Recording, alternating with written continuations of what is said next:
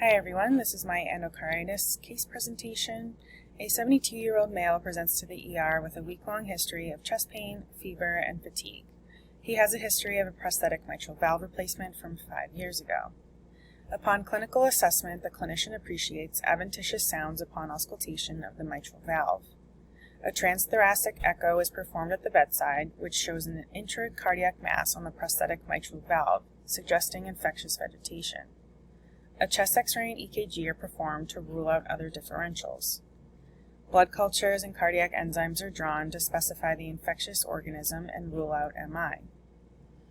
A CBC with differential is drawn to further support signs of acute infection, as well as a BMP to assess for any secondary electrolyte abnormalities. His blood workup is remarkable for leukocytosis. The patient is diagnosed with infectious endocarditis and started on IV vanco, gentamicin, and cefepime pending blood culture and sensitivity. The patient is admitted to the cardiac step-down unit for further workup and a plan for 6 weeks of IV antibiotics. ID and cardiac surgery are consulted for proper infectious interventions and valve replacement. His blood cultures grow out step viridins and antibiotic therapy is narrowed.